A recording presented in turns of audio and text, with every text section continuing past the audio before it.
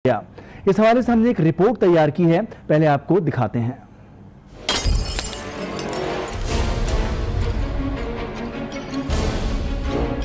पूरी रात लाइट नहीं थी, पूरी रात गई हुई थी लाइट। बिल बहुत आ रहे हैं और बत्ती पानी दोनों चीजें नहीं है। बहुत तंग किया हुआ है। ना दिन में चैन ना रात को सुकून, लोड शेडिंग ने अवाम का जीना दूभर कर दिया।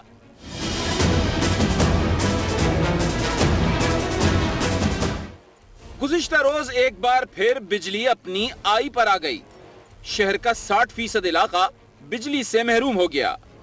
एक या दो दिन का नहीं, ये मामला बरसों पुराना है। इजाफी बिल भरें या लोड शेडिंग का अजाब भुगतें, शहरी दुहाइयां ना दें तो और क्या करें। तकरीबन आधा घंटा आई है, फिर गई, फिर दोबारा नहीं आई। बड़ी परेशानी का सामना करना पड़ा। पानी नहीं है, फ्रिज बंद पड़े हैं सारे। के इलेक्ट्रिक की नाअहली है, रात में भी सुकून नहीं है ना दिन में सुकून है, और बिलिंग ये पूरी ले रहे हैं। लियाकताबाद, नाज़माबाद, नॉर्थ नाज़माबाद के blocks, Malir Model Colony, Gulshan Iqbal, Mahmoodabad, Akhtar Colony, Nursery, Clifton, Lyari, Kharadar, Sir Syed Town और ओल्ड सिटी एरिया में बिजली की फराहमी मुअत्तल हो गई। रवा माह के इब्तिदाई 4 रोज में 2 बड़े ब्रेकडाउन। के इलेक्ट्रिक के फॉल्ट आखिर दूर होते क्यों नहीं? इंतजामिया को असल मामले का खोज लगाना होगा। जी हाँ, कराची की सूरत हाल है जहां पर बिजली के आने जाने का कोई वक्त पहले नहीं था, लेकिन अब गुज़िश्ता 2 रोज से ब्रेकडाउन का सिलसिला भी जारी है। सिंध असेंबली में अपोजिशन लीडर फिरदौस शमीम नकवी ने 2 रोज में 2 बड़े ब्रेकडाउन पर तशवीश का इजहार किया है, और फिरदौस नकवी का यह भी कहना है कि वापडा और के इलेक्ट्रिक एक दूसरे पर इल्जाम लगा रहे हैं। नेपरा इंक्वायरी करे, असल वजूहात क्या हैं।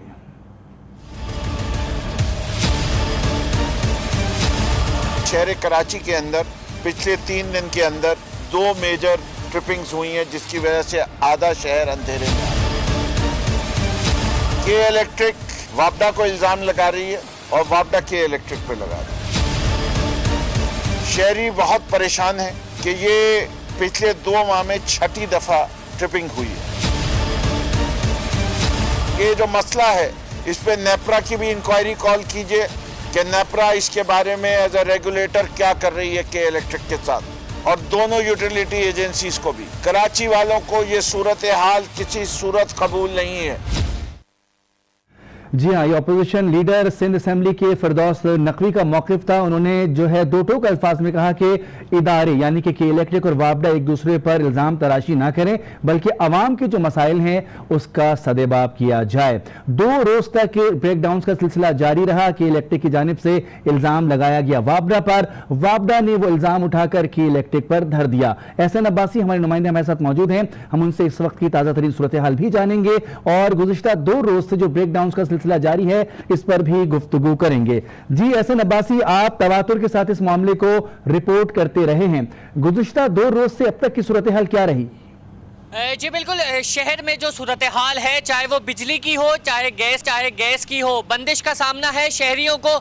मलीर के जो मकीन है वो पिछले 4 रोज से गैर एलानिया लोड शेडिंग के खिलाफ जो है वो सरापा एहतजाज है, लेकिन उसके बावजूद जो बिल आ रहे हैं, भारी भरकम बिल भर रहे हैं, उसके बावजूद जो है वो बिजली उनको फराहम नहीं की जा रही है। अभी बिजली से सिलसिला जो है वो शहरियों की परेशानी का बाहर ही निकला ही नहीं था कि गैस के टैरिफ में भी इजाफा कर दिया गया है। 40% जो है वो गैस उगरा ने नोटिफिकेशन जारी कर दिया है कि 40% इजाफा कर दिया गया है।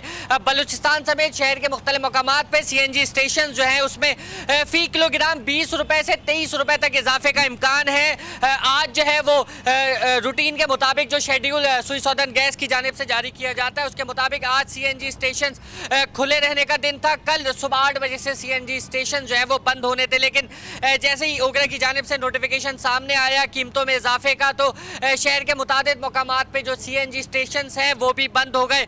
कहीं CNG स्टेशन बंद है तो कहीं इलाके जो है वो तारीखी में डूबे हुए हैं। हुकूमत का इंतजामिया का मौकिफ ये है कि बिजली पूरी करने के लिए गैस बिल्कुल एहसन अब्बासी हमारे नुमाइंदे हमें तफसीलात की इलेक्ट्रिक के हवाले से बता रहे थे। इसके साथ साथ एक और जुल्म, एक और सितम अवाम पर यह हुआ कि गैस के टैरिफ में इजाफे की भी बात की जा रही है और जो सिफारिशात दी जा रही हैं उसमें ये बताया जा रहा है कि अब आने वाले दिनों में CNG और दीगर गैस से मुताल्लिक जो तवानाई हासिल करने वाले चीज़ें हैं वो महंगी हो सकती हैं। खासतौर पर आपको बताएं कि CNG और LPG की बात की जा रही है। CNG गैस पर बलूचिस्तान की तरफ से बात की जा रही है कि बलूचिस्तान में 20 से 30% उसमें इजाफा हो सकता है। एहसन अब्बासी हमारे साथ मौजूद है। आज जो हम बात कर रहे हैं वो के इलेक्ट्रिक की कारकर्दगी है। गुज़िश्ता 2 रोज से हमने देखा कि शहर कायद में अंधेरों का राज रहा। तकरीबन 60 से 70% इलाका कराची शहर का गैर एलानिया लोड शेडिंग की नजर हो गया, जिसके बाद जब सवाल किया गया कि इलेक्ट्रिक से कि आखिर ये मामला क्या है ये सूरत हाल कि आए दिन बिजली चली जाती है, तो उनकी जानिब से कहा गया कि ट्रांसमिशन लाइन में यानी कि वापडा की ट्रांसमिशन लाइन में खराबी थी, जिसकी वजह से कि इलेक्ट्रिक को बिजली वक्त पर मुयस्सर नहीं आई और उसका सारा खमियाजा अवाम को भुगतना पड़ा। इसके साथ साथ आपको ये भी बताएं कि वापडा इस मौक़िफ़ को यकसर मुस्तरद करता है कि वापडा का कहना है कि ऐसी सूरत हाल कोई नहीं थी कि इतनी बड़े पैमाने पर बिजली की बंदिश कराची शहर के लिए वापडा की ट्रांसमिशन लाइन से कर दी जाए। एहसन अब्बासी हमारे नुमाइंदे हमारे साथ मौजूद हैं।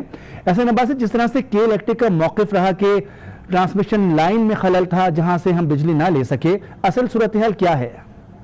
देखिए, सूरत हाल जो है वो ये है कि जो फीडर ट्रिप होने का जिन है वो बेकाबू है। इंतज़ामिया का कहना यह है कि मुतादिद बार जो है वो फीडर ट्रिप्स हो जाते हैं, लाइनें गर्म हो जाती हैं और ट्रांसमिशन में ख़राबी होती है। लेकिन शहरियों का कहना यह है कि हम दुगना और तिगना बिल भर रहे हैं, इतनी बिजली हमें फराम नहीं की जा रही जितने यूनिट्स का बिल हम भरते हैं, तो हमारा इसमें कोई कसूर नहीं है। जो पीतल की लाइनें थी वो तमाम शहर भर में जो है वो लाइनें बदल दी गई हैं और सिल्वर की लाइनें डाल दी गई हैं, जो कि इजाफी लोड होने से गर्म होते हैं और तार टूटने का सिलसिला शुरू हो जाता है। एहसनाबाद के इलाके में भी एक बच्चा जो है वो अपने दोनों हाथ गवा बैठा। इसी वाक़े का सिलसिला था कि तार जो थे वो सिल्वर के थे और जैसे ही उसमें बिजली दौड़ी और लाइट आने के बाद और एकदम से तार गर्म हुआ और पिघल के उसके हाथ पे गिरा।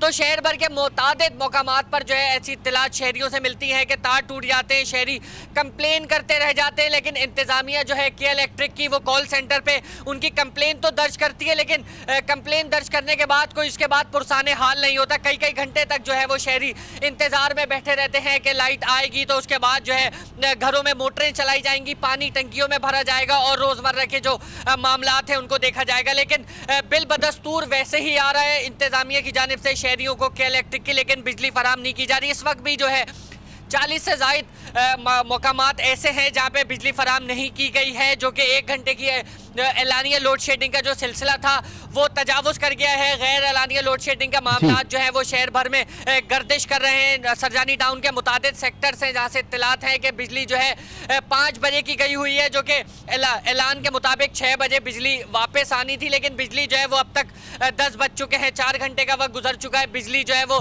बहाल नहीं हुई है। सरजानी टाउन के इसी के साथ साथ जो है वो मलीर के मुतादिद इलाके हैं, शाह फैसल का इलाका है, गुलशन इकबाल में जो है वो बिजली की लोड शेडिंग का मामला जो है काफ़ी मामूली सा सामने आता था, लेकिन इस बार देखा जा रहा है कि गुलशन इकबाल के भी मुतादिद ब्लॉक्स में जो है वो बिजली की गैर एलानिया लोड शेडिंग की जा रही है। सोलजा बाजार के इलाके कहीं का शहरी जो है वो के इलेक्ट्रिक की इंतजामिया की कारकर्दगी से खुश नहीं है। जी बिल्कुल, के इलेक्ट्रिक की वजह से शहरी नाखुश हैं, उनकी मामूलाती जिंदगी शदीद मुतासिर हैं, बच्चे वक्त पर स्कूल नहीं जा पाते, रात भर लाइट नहीं होती, जिसकी वजह से जो मुतबादिल इंतजाम शहरियों ने किए हुए हैं एलानिया लोड शेडिंग वाले इलाकों में, उनके यूपीएस उनके जनरेटर काम नहीं करते, क्योंकि 12-12 घंटे कौन सा जनरेटर चल सकता है। ऐसे में बासी ये भी बताइएगा कि इस वक्त आपने कहा कि तकरीबन 40 मकामात शहर के ऐसे हैं जहां पर बिजली नहीं है, तो इनमें कौन कौन से ऐसे इलाके हैं जहां पर 8-8 घंटे हो गए हैं, 5-5 घंटे हो गए हैं, बिजली नहीं है? जी बिल्कुल, सऊदाबाद में इस वक्त बिजली मौजूद नहीं है। सरजानी के 4 से 5 सेक्टर्स हैं जहां पर इस वक्त बिजली जो है वो आनी थी मुकर्ररा वक्त के मुताबिक। अच्छा, ऐसे नंबर से हमारे साथ मौजूद रहिएगा। जमात इस्लामी के अमीर हाफिज नईमुर रहमान इस वक्त हमारे साथ लाइन पर मौजूद हैं। बहुत शुक्रिया हाफिज नईमुर रहमान साहब। ये सूरत हाल ये है कि इलेक्ट्रिक का रवैया तब्दील नहीं हो रहा। जमात इस्लामी ने इस पर बहुत काम भी किया, बड़े बड़े एहतजाज किए गए, रैलियां निकाली गई, धरने दिए गए, लेकिन कुछ हासिल क्यों नहीं हो पा रहा? जी इसलिए नहीं हो पा रहा कि जो अरबाब इख्तियार हैं, जिनके जो यानी अथॉरिटी हैं, वो के इलेक्ट्रिक से जो है वो उनकी ऐसी अंडरस्टैंडिंग है कि पार्टी कोई भी आए, हुकूमत किसी की भी बने, के इलेक्ट्रिक को कोई हाथ नहीं लगाता। और ये तो हमने करके दे दिया। गवर्नर हाउस पे हम गए थे तो वो तो विफाक की अलामत थे ना, नून लीग की हुकूमत थी। लेकिन आपने अभी ये भी देखा होगा, इमरान खान साहब जब तशरीफ लाए थे तो उन्होंने कराची के मसाइल पर भरपूर बात की थी, लेकिन के इलेक्ट्रिक का नाम भी नहीं लिया था। और हमने इस पर एहतजाज भी किया था कि खान साहब को जरूर इस मसले पर तवज्जो देनी चाहिए, इसलिए कि ये वो इदारा है जिसने कराची के लोगों का बेड़ा गर्क किया हुआ है। अरबों रुपए कमाते हैं, 35-40 अरब रुपए कराची के शहरियों से कमाते हैं, प्रॉफिट लेते हैं, और कराची के लोगों के ऊपर जो इन्वेस्टमेंट इन्हें मुआहदे के तहत करनी थी वो भी नहीं की। और बहुत जुल्म है, ओवर बिलिंग और वगैरह वगैरह। और फिर लोड शेडिंग अलग, गर्मी जो है 34 डिग्री 35 डिग्री तक पहुंचे तो फीडर ट्रिप हो जाते हैं, हवा में नमी का तनासुब पड़ जाए, फीडर ट्रिप हो जाते हैं, बारिश का पहला खतरा गिरे, फीडर ट्रिप हो जाते हैं, बंदे इनके हाई टेंशन वायर गिरते हैं तो ऑटोमेटिक सिस्टम काम नहीं करता और बच्चों के हाथ कट जाते हैं। कोई पूछने वाला नहीं है, सब मिले हुए हैं। मैं वाज़ेह तौर पर कहना चाहता हूँ कि ये सारी पार्टियां इनके साथ बिल्कुल मिली हुई हैं, इनसे चंदे भत्ते वसूल करते हैं। इन्होंने अपनी दुकान लगाई हुई है, एक दुकान है लोगों को लूटने की, और 4 एम्बुलेंसें खड़ी कर दी इन्होंने, और उन एम्बुलेंसों के नाम पर अपनी एक दुकान चलाई हुई है और लोगों से कहते हैं हम तो बड़ा लोगों की जो है ना खिदमत का काम कर रहे हैं। ये फ्रॉड हो रहा है पाकिस्तान में, और इसमें अब जिम्मेदारी है पाकिस्तान गवर्नमेंट की, विफाक की सबसे ज्यादा, और उसके साथ सूबे की, कि अब ये जो कुछ भी माजी में करते रहें। अब इमरान खान साहब को बराह रास्त के इलेक्ट्रिक के मामले को टैकल करना चाहिए, असद उमर को सामने आना चाहिए कि वो अब इस पर क्या कहते हैं। अगर ये अब भी खामोश रहते हैं तो हम समझेंगे ये कारपोरेटोक्रेसी का एक निजाम है जिसमें जो लोग बिक जाते हैं, उनके ख्यालात भी बिक जाते हैं, उनका तर्ज अमल भी बिक जाता है, और बर्बाद होते हैं तो ये शहरी होते हैं। सामने आइए और क्या इलेक्ट्रिक को लगा दीजिए, मेरा पीटीआई की क़यादत से मुताबिक। अच्छा, आपने तो खासा एहतजाज भी किया और जमात इस्लामी ने पब्लिक को भी मोबिलाइज किया। जिस तरह से आपने खुद कहा कि नून लीग की हुकूमत थी जब भी कुछ नहीं हुआ, पाकिस्तान पीपल्स पार्टी की सूबे में हुकूमत है वो भी कुछ इसके बारे में नहीं सोच रही है, पीटीआई की हुकूमत आई है जिससे उम्मीदें बहुत ज्यादा वाबस्ता हैं आवाम की, लेकिन पीटीआई की हुकूमत के इलेक्ट्रिक के बारे में कुछ बोले तो, कुछ तो कहे। बिल्कुल, देखिए मैं तो यही कह रहा हूँ ना भाई, हम तो 100% सपोर्ट करने के लिए तैयार हैं पीटीआई की हुकूमत को। मुल्क जिन मसाइल और मुश्किलात का शिकार है, इसमें जो पॉजिटिव कदम होगा हम उसमें ताउन करेंगे। और आरिफ अलवी साहब जो हमारे पास तशरीफ लाए थे, और अब भी हम उनसे जो भी राब्ता ताल्लुक है, यही चाहते हैं कि जो कोर इश्यूज हैं शहर के, उसके ऊपर वो अपना किरदार अदा करें। इमरान इस्माइल साहब अब गवर्नर हैं और तो हमारे बहुत अच्छे दोस्त और भाई हैं, हम सब एक दूसरे को जानते हैं। तो माजी में आपके साथ एहतजाज में भी शामिल रही है पीटीआई। हमने ये भी देखा है कि बाज़ मौक़ों पर के इलेक्ट्रिक हो या दीगर दूसरे एहतजाज का सिलसिला हो। ये फरमाइएगा हाफिज नईमुर रहमान साहब, जिस तरह से आप एक खास पोटेंशियल के साथ नून लीग की हुकूमत के इलेक्ट्रिक के खिलाफ निकले थे, क्या अब भी निकलेंगे और अब तक थोड़े खामोश क्यों नजर आ रहे हैं आप? नहीं, देखें, हम तवक्को होती है तो थोड़ी खामोशी इख्तियार की जाती है ना, ज़ाहिर है हर वक्त तो लड़ाई नहीं की जाती ना, हर वक्त तो सड़क पे नहीं रहेंगे। हम तो तवक्को अब करते हैं और हम ये मौका देना भी चाहते हैं कि भाई आप सामने आए, और ये जो शहरी इस वक्त जिस परेशानी का शिकार हैं, यार मुझे समझ में नहीं आता कि इस वक्त क्यों फीडर ट्रिप हो रहे हैं, सिवाय इसके कि जब भी कंजम्पशन बढ़ने लगती है गर्मी की वजह से तो ये अपने ऑयल के प्लांट बंद कर देते हैं, या सिवाय इसके कि इन्होंने कोई इन्वेस्टमेंट ही नहीं की सिस्टम को अपग्रेड करने में, तो सारा पैसा लूटने में लगाया इन्होंने, तबाह करने में हमें लगाया, कोई पैसा नहीं लगाया इन्होंने इन्वेस्टमेंट जो इनको करनी चाहिए थी। तो अब हम तो ये मौका देना चाहते हैं पाकिस्तान तहरीक इंसाफ को, पीपल्स पार्टी को और एमक्यूएम को। अब ये सब इत्तेहादी भी हैं एक दूसरे के। एमक्यूएम के साथ तो पीटीआई यानी 14 सीटें कराची से पीटीआई की हैं, 4 एमक्यूएम की, दोनों हुकूमत में, और पीपल्स पार्टी से भी पीटीआई की बहुत अच्छी रिलेशनशिप है, 1-1.5 साल से सेनेट के इंतखाब में साथ थे, अब भी मिलकर काम कर रहे हैं, एक दूसरे को सपोर्ट फराहम करते हैं बिल वास्ता या बिला वास्ता। तो अब तो ये हमारा मसला हल करें ना भैया। और बिल्कुल ये आपकी आवाज भी है, तो पूरी कराची के लोगों की आवाज है कि अब ये मसला हल होना चाहिए, लेकिन तवज्जो तलब मामलात ये हैं कि के इलेक्ट्रिक, जैसा कि आपने भी कहा कि इन्वेस्टमेंट नहीं कर रही। माजी में के इलेक्ट्रिक की सूरत हाल इसलिए भी अच्छी थी कि कॉपर के वायर लगे हुए थे और ये पीतल के वायर उतार के उसकी जगह अब जो है दूसरे वायर डाल दिए गए हैं जिसमें ज्यादा मुज़ाहमत है। तो ये एक बड़ी वजह है, जब भी लोड ज्यादा होता है तारें गिरती हैं, हादसात का सबब बनती हैं ये तारें। बिल्कुल, तांबे के तार इन्होंने निकाल के चोरी करके बेचे, निकाल के एल्युमिनियम के लगाए और झूठ बोलते हैं कि सही हो जाएगा, वो जाएगा। टेक्निकली भी गलत है ये बात, और अरबों रुपए इससे कमाए। देखें, हुआ ये है इस शहर में कि जब ये बेचा जा रहा था तो उस वक्त पहली दफा बेचा था इसको मुशर्रफ साहब ने एमक्यूएम के साथ मिलकर, दोबारा बेचा जरदारी ने एमक्यूएम के साथ मिलकर। और सूरत हाल ये है कि तमाम पार्टियों को के इलेक्ट्रिक के लोग ओबलाइज करते हैं, चंदे फराम करते हैं, किसी के दुबई में पैसे फराम किए जा रहे हैं, जस्टिस वजी साहब ने तो हमें बताया था कि उनकी पार्टी को भी जो है चंदा फराम किया जाता है, उसका आज तक तरदीद नहीं आई है किसी की तरफ से। तो अब इससे बाहर निकलना चाहिए, अब ये हुकूमत में है और हम देखें ताउन करना चाहते हैं, लेकिन कराची के शहरियों का अगर कोई मसला होगा तो फिर हमारे लिए सब बराबर हैं। हम एहतजाज लोगों के साथ खड़े होकर करेंगे और हम ये समझते हैं कि हम हक बजानिब हैं इसमें कि अब लोगों के मसले रिजॉल्व करने के लिए सड़क पर आएँ। ये और हम ये समझते हैं कि ये 26 लाख सारिफीन का और 2.5 करोड़ लोगों का मसला है। आप छोड़े ना लोड शेडिंग को, ओवर बिलिंग जो करते हैं, मीटर इनके 35% की तेज चलते हैं, कोई पूछने वाला है इनसे? 15 पैसे फी यूनिट मुलाजमीन के नाम पर ले रहे हैं, कोई पूछने वाला है इनसे? तो क्यों, कौन सा ऐसा इदारा है भाई के इलेक्ट्रिक जिससे कोई पूछ ही नहीं सकता? मुख्तसरन आखिर में आपसे ये जानना चाहूंगा कि इलेक्ट्रिक जमात इस्लामी को काबिल कबूल है या वो अपना रवैया तब्दील कर ले, सूरत हाल को बेहतर कर ले? क्या समझते हैं कि इलेक्ट्रिक बेहतर हो सकती है? नहीं, देखेंगे जो ये तो पूत के पाँव तो पालने में ही समझ में आ जाते हैं। तो 2005 में पता चल गया था कि ये बेहतर नहीं करेंगे और मुसलसल इनका तर्ज अमल बिल्कुल ईस्ट इंडिया कंपनी वाला है कि लूट के ले जाओ सब कुछ और दो कुछ भी नहीं। और ईस्ट इंडिया कंपनी के जितने मुआविन हो सकते हैं वो पार्टियों की सूरत में और जो है वो ब्यूरोक्रेसी की सूरत में मौजूद है। और इसलिए अब मुझे तो कोई तवक्को नहीं, फौरी तौर पर इनका तो फॉरेंसिक ऑडिट होना चाहिए, इनको तो पकड़ के जेलों में डालना चाहिए। तो इंसानों के कातिल हैं, बच्चे मर गए हैं, उनके हाथ कट गए, कोई है रिस्पॉन्सिबल इस शहर के अंदर, इस मुल्क के अंदर? कोई पूछने वाला है? वो सारे लोग जो ये कहते थे कि हम रिस्पॉन्सिबल बनाएंगे और वो जो है वो अब हुकूमत में शामिल हैं, जो ये कहते थे कि इंसान अगर कोई कत्ल होता है तो वजीर को इस्तीफा देना पड़ता है, तो क्या इलेक्ट्रिक तो किसी वजारत में भी आती है कि नहीं आती? हाफिज नईमुर रहमान साहब, आप इस वक्त भी कि इलेक्ट्रिक से पुरुम्मीद नहीं हैं, लेकिन जिस तरह से आपने कहा कि पूत के पैर पाँव पालने में ही नजर आते हैं, तो यकीनी तौर पर यह बात तो दुरुस्त है, लेकिन कुछ तब्दीली लाना होगी। बहुत शुक्रिया, हमसे गुफ्तगू कर रहे थे अमीर जमात इस्लामी कराची हाफिज नईमुर रहमान। जमात इस्लामी की जानिब से बहुत सख्त मौक़िफ़ है कि इलेक्ट्रिक के लिए माजी में भी बड़े बड़े एहतजाज किए गए हैं, लेकिन अभी उन्होंने ये कहा है कि थोड़ी सी नरमी इसलिए है कि कुछ तवक्कुआत हैं नई हुकूमत से। चलिए ये थोड़ा सा टाइम गुजार के इसको भी देखते हैं कि क्या कि इलेक्ट्रिक अपने आप को बेहतर ला सकती है। एहसन अब्बासी हमारे नुमाइंदे हमारे साथ मौजूद हैं।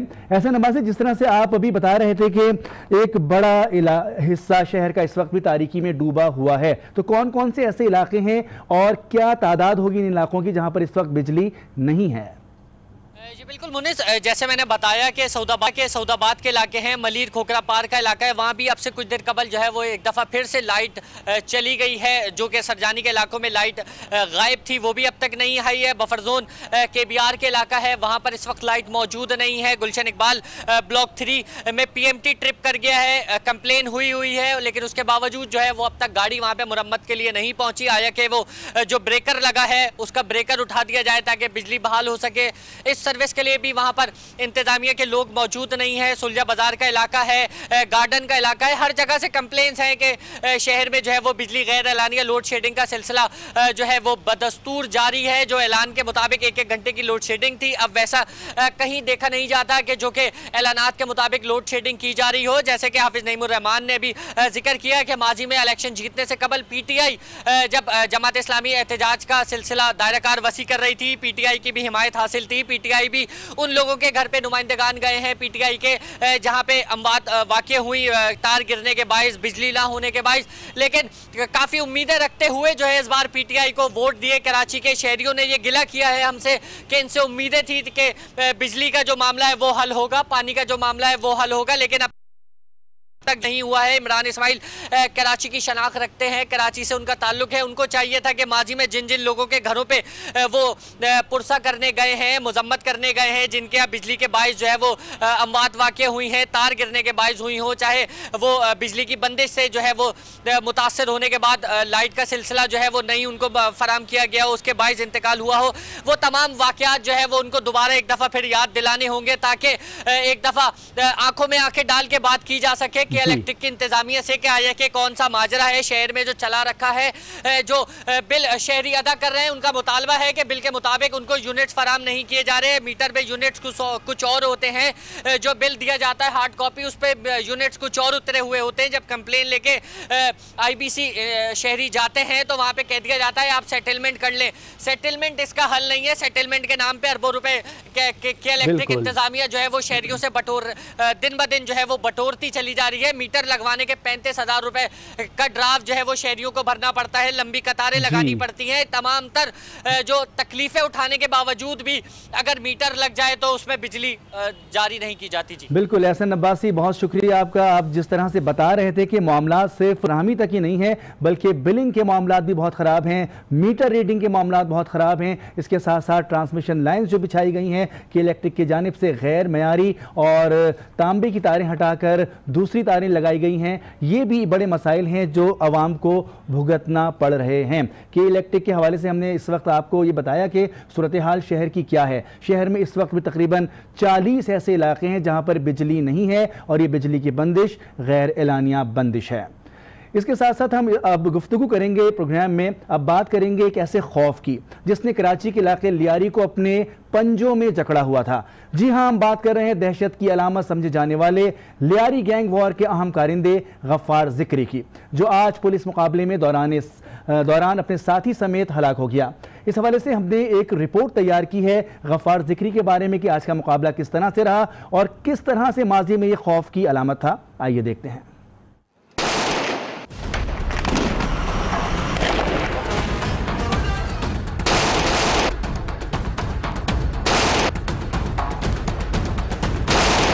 कराची को दहशतगर्दी से पाक करने का मिशन, जुर्म की दुनिया का एक बड़ा नाम अंजाम को पहुंचा। लियारी गैंग वॉर का मरकजी किरदार गफ्फार जिक्री पुलिस मुकाबले में हलाक। पुलिस ने जुमेरात की सुबह खुफिया इत्तला पर लियारी में गैंगस्टर गफ्फार जिक्री के ठिकाने पर छापा मारा। एहलकारों को देखते ही गफ्फार जिक्री और उसके साथियों ने फायरिंग कर दी। जवाबी एक्शन में गैंग कमांडर मारा गया। पहले पोर्शन को सर्च कर रहे थे तो ये दूसरे पोर्शन से निकला हुआ, इसने हम पर फायरिंग स्टार्ट कर दी। जवाबी फायरिंग के नतीजे में ये नीचे भागा। नीचे बाहर SHO नीपियर की टीम कमांड संभाले हुई थी, इन्होंने उसको बाहर नहीं निकलने दिया, वो अंदर घर में महदूद हो गया। फायरिंग के तबादले में गफ्फार जिक्री का एक साथी भी मारा गया, जबकि उसका बेटा भी जान से गया। आपने देखा होगा बच्चा बेचारा जो मासूम था, उसने उसको ह्यूमन शील्ड के तौर पे, अपने ढाल के तौर पे आगे रखा हुआ था कि मैं हमदर्दियाँ बटोर सकूं। सिक्योरिटी फोर्सेस पर हमलों, भत्ताखोरी, अगवा बराए तावान और कत्ल की 100 से ज्यादा वारदातों समेत गफ्फार जिक्री कई अहम मुकदमात में पुलिस को मतलूब था और उसके सर की कीमत 25 लाख रुपए मुकर्रर की गई थी। बहुत दफा इसने अटैक किया था लॉ इन्फोर्समेंट एजेंसीज पे। भत्ताखोरी, अगवा बराए तावान की मुतअद्दिद वारदातों में हम उसका पूरा आपके सामने रिकॉर्ड रख देंगे। कम से कम 100 से ज्यादा मुकदमात में मतलूब था, 100 से ज्यादा। गैंग वॉर से मुकाबले में 2 पुलिस एहलकार भी जख्मी हुए। पुलिस ने ठिकाने से 2 क्लैशनकोव, 16 आवान बम और कई दस्ती बम भी बरामद कर लिए। जी हां, रिपोर्ट आपने देखी। गफ्फार जिक्री की हलाकत के बाद लियारी में क्या अमन कायम हो पाएगा, ये एक बड़ा सवाल है। लेकिन गफ्फार जिक्री जो माजी में खौफ की अलामत था, ये खौफ का बुत आज टूटा है। वहां क्या सूरत हाल पैदा हो गई है इस के आज वाक़े के बाद, ये भी हम आपको बताएंगे। लेकिन आपको बताएं कि लियारी जो अब माजी के मुकाबले में कदरे वहां पर अब अमन तस्वुर किया जाता है, लेकिन अब भी कुछ पॉकेट्स ऐसे हैं जहां पर जराइम पेशा अफराद, गैंग वॉर के कारिंदे मौजूद हैं जो गाहे बगाहे अपनी कार्रवाइयां जारी रखे हुए हैं। इसी तरह से आज कार्रवाई की गई कराची पुलिस की जानिब से और गफ्फार जिक्री के घर पर उसको गिरफ्तार करने की कोशिश की गई। लेकिन गफ्फार जिक्री ने पुलिस से मुकाबले की ठान ली और बालाई मंजिल से वो पुलिस के ऊपर फायरिंग करता हुआ नीचे की जानिब आने लगा, जिसके बाद पुलिस जो कि आज खासी तैयारी के साथ मौजूद थी, 2 थानों की नफरी उनके साथ मौजूद थी अपनी पोजीशन लिए हुए, और ये मुकाबला काफ़ी देर तक जारी रहा। और आपको ये बताएं कि गफ्फार जिक्री ने अपने बच्चे को ह्यूमन शील्ड बनाया, अहले खाना को भी अपनी ढाल बनाने की कोशिश की कि वहाँ से निकल सके, लेकिन मुकाबला इंतहाई सख्त था और वो मारा गया। इसी पर मजीद बात कर लेते हैं। आज न्यूज़ के नुमाइंदे फैज़ान जलीस हमारे साथ मौजूद हैं। फैज़ान जलीस, एक और खौफ का बुत टूट गया, लियारी में क्या अब अमन कायम हो पाएगा?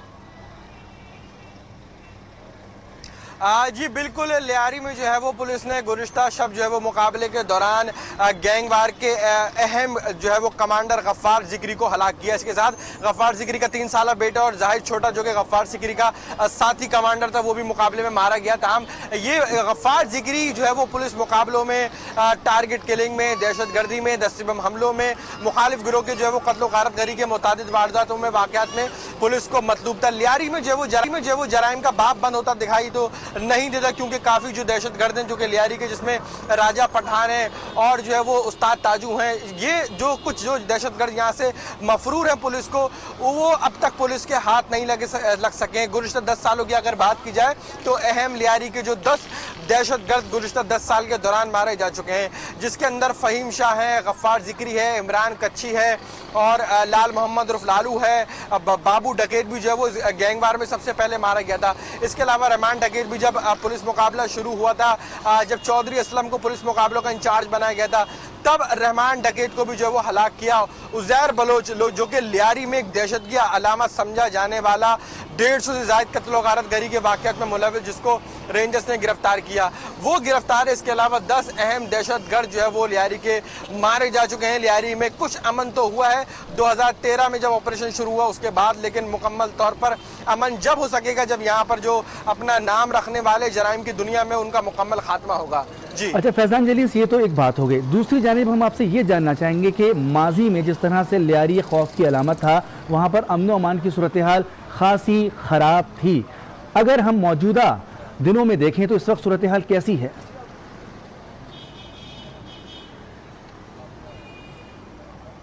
मोनिस, अगर मौजूदा सूरत हाल की बात की जाए गुज़िश्ता दिनों की, तो अब तो यहाँ पर काफ़ी अमन दिखाई देता है। यहाँ की जो ताजिर बरादरी है उसको उस तरीके से भत्ते की पर्चियाँ, धमकी आमेज कॉल मौसूल नहीं होती जिस तरह 2013, 2011 और 12 के जो 3 से 4 साल गुजरे यहाँ पर हुआ करती रही। उस वक्त गैंगवार का काफ़ी उरूज था। उस्ताद ताजू यहाँ पर मौजूद था, राजा पठान यहाँ पर मौजूद था, बाबा लाडला जो कि मारा गया था मुकाबले में गुज़िश्ता साल, वो भी यहाँ पर मौजूद था, उसका असर और रसूख था। तमाम यहाँ पर जब 2013 का ऑपरेशन शुरू हुआ, काफ़ी गैंगवार के कारिंदे मारे गए, जिसके अंदर सबसे पहला जो कि बाबू डकैत था। जब गैंगवार का उरूज शुरू हुआ था, बाबू डकैत मारा गया था। लाल मोहम्मद उर्फ लालू का बेटा अरशद पप्पू था, जो कि कई वाक़यात वारदातों में पुलिस को मतलूब था, मुकाबलों में मफरूर था, कई मुकदमात जो है वो उसके खिलाफ दर्ज थे, वो भी मुकाबले में मारा गया। फ़हीम शाह था, इसके अलावा वसीम शाह खान था। ये सब गैंगवार के वो अहम नाम हैं जो कि लियारी में खौफ की अलामत समझे जाते थे, जिनके आगे पुलिस भी कई सालों तक बेबस जो है वो दिखाई देती थी। रात गए रेंजर छापे मारती थी, लेकिन दहशतगर्द यहाँ से या तो फरार हो जाया करते थे, या तो कुछ दहशतगर्द की जिनकी गिरफ्तारी अगर अमल में आती रही तो वो रिहा हो जाते थे। लेकिन गुज़िश्ता शब हमने देखा फैजान जलीस, आपने जितने नाम बताए इसमें से खासे ऐसे मफरूर खतरनाक दहशतगर्द हैं, गैंगस्टर्स हैं जो अब तक पुलिस को मतलूब हैं, जिनके बारे में कहा जाता है कि गाहे बगाहे वो लियारी आते हैं और यहाँ से मफरूर हो जाते हैं। इस वक्त लियारी क्या जाग रहा है? आज यहाँ पर एक बड़ा मुकाबला हुआ है, गफ्फार ज़िक्री को हलाक किया गया है। इस वक्त अगर हम थोड़ी सी मंजर कशी करना चाहें आपकी कैमरे की मदद से कि लियारी के लोग इस वक्त किस तरह से वहाँ पर अपनी मामूलात ज़िंदगी में मसरूफ़ हैं।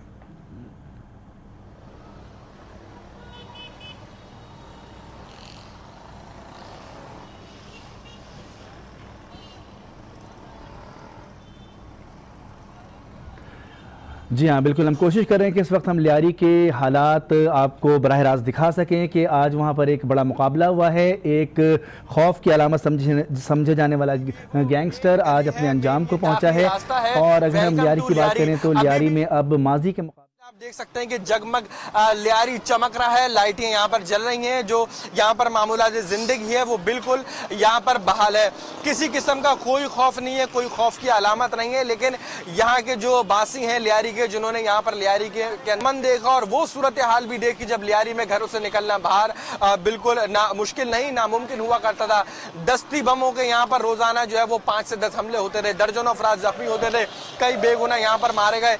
लियारी खेलों के हवाले से, फुटबॉल के हवाले से काफ़ी मशहूर रहा। यहाँ से कई नामवर फुटबॉलर भी लेकिन उसके बावजूद भी यहाँ पर जो है वो दहशतगर्दों ने पनाह ली, जराइम की दुनिया में अपना नाम कमाया। साथ ही कानून नाफिज करने वाले हरकत में आए और रात भी एक दहशतगर्दी का जो लियारी में खौफ की अलामत समझे जाने वाला बाप था उसे बंद किया।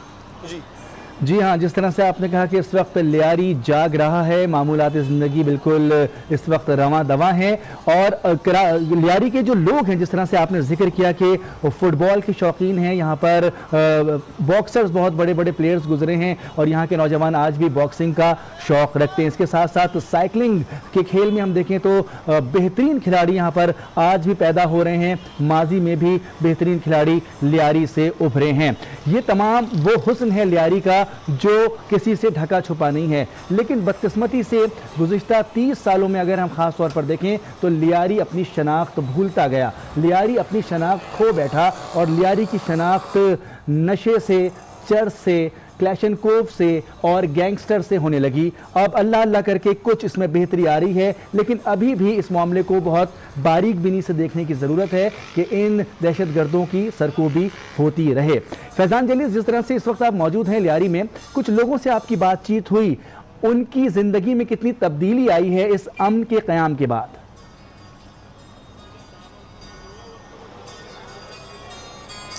मोनिस, अगर यहाँ के जो रहने वाले जो लोग हैं, जिन्होंने यहाँ पर अरसे दराज से यहाँ पर मुकीम है, जिन्होंने यहाँ पर आँख खोली, तालीम हासिल करी, यहाँ पर अपने मामूलात ज़िंदगी को यहाँ पर शुरू किया, कारोबार करने वाले लोग हैं, जो उनका ये कहना है कि शुरू में जब यहाँ पर 95-96 की बात की जाए तो उस वक्त जब गैंग वार का आगाज़ हुआ और 2000 के बाद गैंग वार ने यहाँ पर जोर पकड़ा, उसके बाद जो है वो जब चौधरी असलम की सरबराही में यहाँ पर ऑपरेशन का आगाज़ किया गया, कई दिनों तक लियारी यरगमाल बना रहा, दो तरफा फायरिंग होती थी, पुलिस की जानिब से भी गोलियां चलाई जाती थी, दहशतगर्दों की जानिब से वो जदीद हथियार इस्तेमाल किया गया जो कि कभी शहर में किसी मुकाम पर नहीं देखा गया। वो हालात भी यहाँ पर लियारी के बासियों ने देखे हैं कि जब यहाँ पर जो है वो आए दिन भत्ते की पर्ची, भत्ते की कॉल ताजिरों को मौसूल हुआ करती थी, कारोबारी मराकज़ के साथ स्कूल तालीम इदारे कई साल तक यहाँ पर जो है वो बंद रहे, लोगों का जो तालीमात जो सरगर्मी होती हैं वो भी यहाँ पर मुतासिर रही, लेकिन अब यहाँ पर कुछ अमल काफ़ी बहाल हुआ है। 2013 के बाद जब ऑपरेशन शुरू हुआ, गैंगवारों का यहाँ पर खात्मा करने के लिए पुलिस जब हकीकी तौर पर मैदान में उतरी और जब रेंजर्स को यहाँ पर फ्री हैंड दिया गया, तब यहाँ पर अमन हुआ। उससे कबल जब अमन कमेटी का यहाँ पर क़याम था और साबिक वज़ीर दाखिला की जानिब से उनकी एक मुबैना तौर पर सरपरस्ती की जाती थी, तो गैंगवार का उरूज था। कराची समेत कराची से बाहर से भी जो है वो मुखालिफ सियासी जमातों के लोगों को अगवा करके यहाँ पर मार के लाशों को फेंका गया। न सिर्फ गैंगवार के कारिंदों बल्कि गैंगवार की खवातीन का भी काफ़ी किरदार रहा यहाँ पर कत्लो गारत गरी में। लेकिन अब यहाँ के जो बाशिंदे हैं वो ये कहते हैं कि कारोबारी जो उनका मामूलात ज़िंदगी है वो अब बेहतर तरीके से चल रहा है। बिल्कुल, मामूलात ज़िंदगी बेहतर तरीके से चल रहा है। फैज़ान जलील, इसके साथ साथ इस पर हम मजीद भी गुफ्तगू करें। आपको बताएं कि लियारी में दहशतगर्दी की कहानी है बहुत पुरानी। वहाँ गुज़िश्ता चंद सालों में कौन कौन से जराइम पेशा अनासिर पैदा हुए और ख़त्म हो गए, इस पर हम आपको एक रिपोर्ट दिखाते हैं।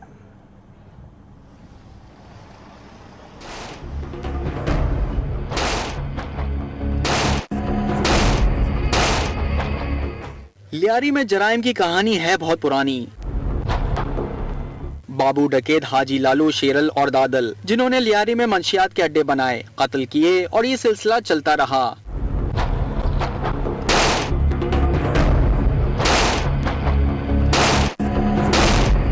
फिर रहमान डकैत, उज़ैर बलोच, अरशद पप्पू, बाबा लाडला और गफ्फार जिक्री ने लोगों का जीना हराम कर डाला।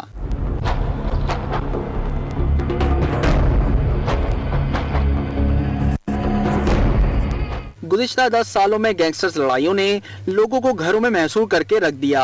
बदनामे ज़माना डकैत रहमान डकैत को एसएसपी चौधरी असलम की पुलिस पार्टी ने स्टील टाउन लिंक रोड के करीब ठिकाने लगाया। रहमान डकैत के बाद सरदार उज़ैर बलोच ने बाबा डाडला के साथ मिलकर गैंग वॉर को संभाला और वारदातें शुरू की। 2013 में अरशद पप्पू आपसी लड़ाई में उज़ैर बलोच ग्रुप के हाथों मारा गया। सितंबर 2013 में कराची ऑपरेशन के आगाज के बाद उज़ैर बलोच और बाबा लाडला में तनाज़ात बढ़े और दोनों अलहदा होकर कार्रवाइयां करने लगे। 2014 में जब्बार जेंगू बलूचिस्तान में हादसे के दौरान मारा गया। 2016 में लियारी गैंग वॉर का सबसे अहम किरदार सरदार उज़ैर बलोच को पाकिस्तान वापसी पर गिरफ्तार कर लिया गया। 2017 में नूर मोहम्मद उर्फ बाबा लाडला को रेंजर्स ने मुकाबले में हलाक कर दिया और बदनामे ज़माना गैंगस्टर गफ्फार जिक्री का किस्सा भी तमाम कर दिया। जी हाँ, गफ्फार जिक्री का किस्सा तमाम हुआ आज, और आज एक और जो खौफ की अलामत थी वो कराची से गुम हो गई। जुर्म की दुनिया का बड़ा नाम और दहशत की अलामत गफ्फार जिक्री अपने अंजाम को पहुंचा। 100 से ज़ायद मुकदमात में मतलूब ये दहशतगर्द, ये गैंगस्टर आज पुलिस से मुकाबले के दौरान हलाक हो गया। आपको बताएं कि लियारी जहां पर अब अमन महसूस किया जाता है, लेकिन इसको तन्हा छोड़ने की बात नहीं है। लियारी को अभी भी अमन के क़याम के लिए मजीद कार्रवाइयों की ज़रूरत है। इस तरह की कार्रवाइयाँ होती रहेंगी तो इंशाअल्लाह लियारी में अमन कायम होता रहेगा। फैजान जलीस इस वक्त हमारे नुमाइंदे लियारी में मौजूद हैं, उनसे अभी गुफ्तगू भी कर रहे थे। कुछ अहले इलाका उनके साथ मौजूद हैं। जी फैजान जलीस, क्या कहना है इन लोगों का? लियारी में अब अमन है, अब यहाँ पर रातें जाग रही हैं?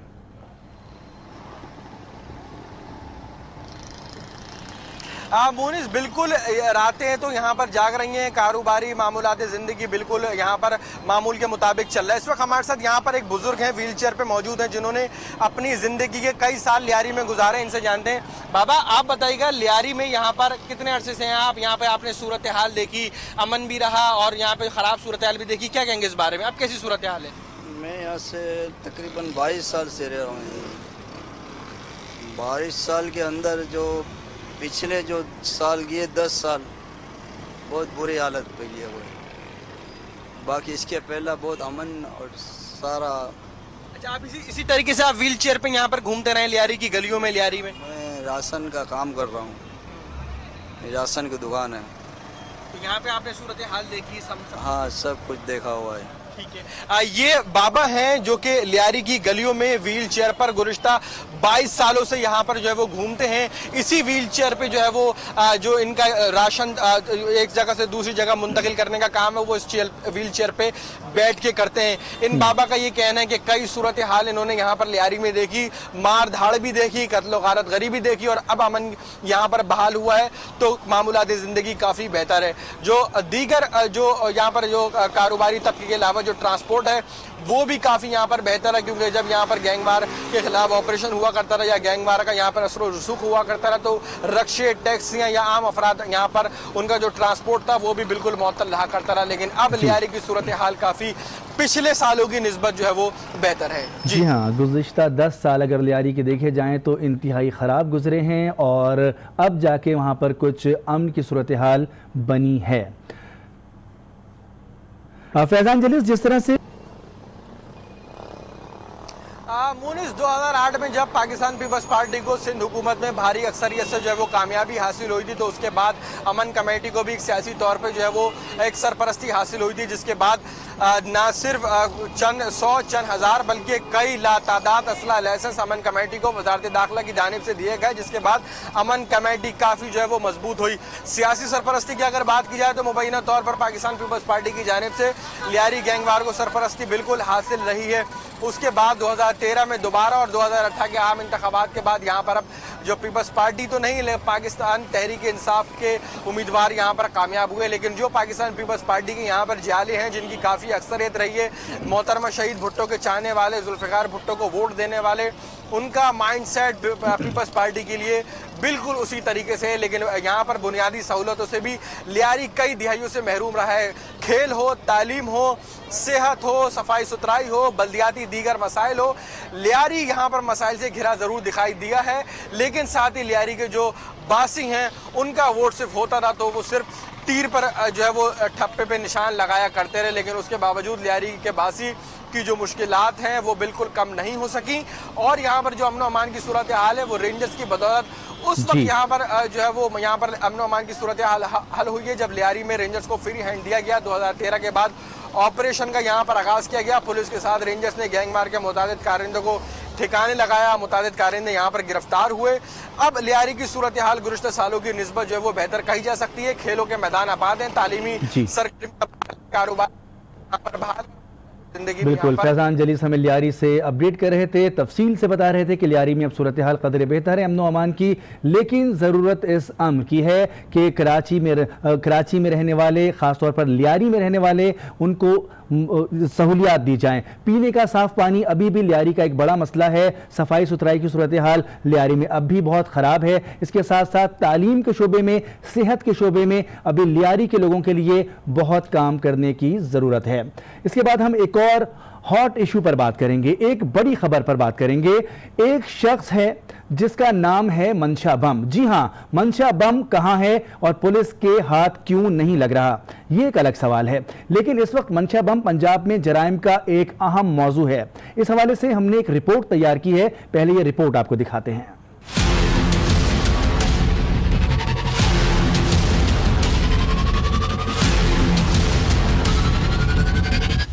मंशा बम जिसने कर दिया पुलिस की नाक में दम। अदालती अहकामात के बाद पुलिस एक्शन में आई और कई मकामात पर पिकेट लगाई, लेकिन मंशा बम का कुछ पता न चल सका। थाना रायवंड के नाके पर मंशा बम का बेटा फैसल नरगे में तो आया, लेकिन गाड़ी छोड़कर भाग निकला और पुलिस सिर्फ हाथ मलती रह गई।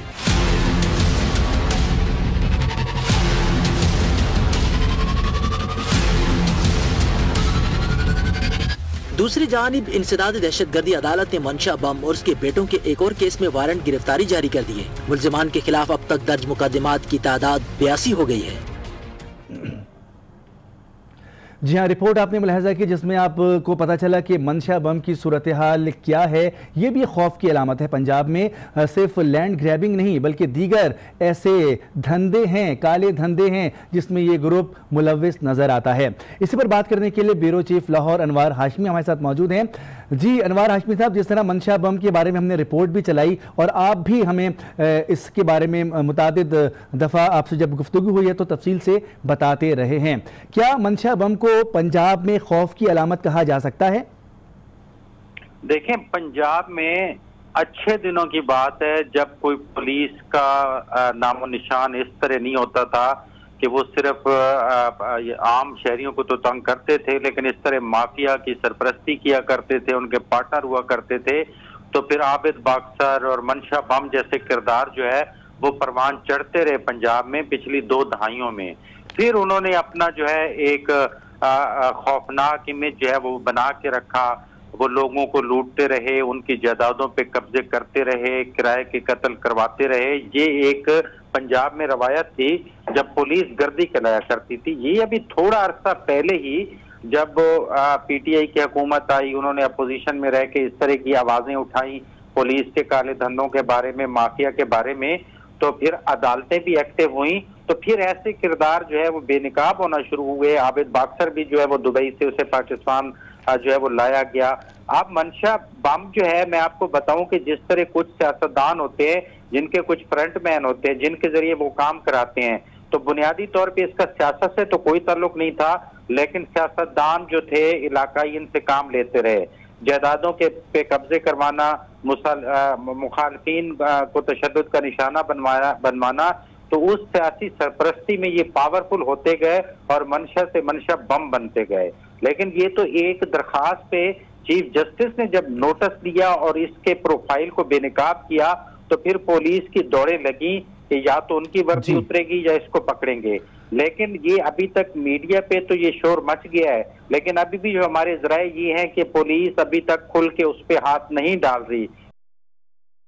ये जो मौजूदा गवर्नमेंट में है ये उनका भी पार्टनर रहा है। उसके अलावा और भी काफी सारे लैंड माफिया के लोग हैं जिनके ये जमीनों के कारोबार हैं, जिनके अब कुछ इस ऑपरेशन के दौरान गिराए भी गए हैं अलामती तौर पे नाजायज कब्जे। लेकिन इसके बावजूद पुलिस आंख मचोली कर रही है पुराने ताल्लुकात की वजह से।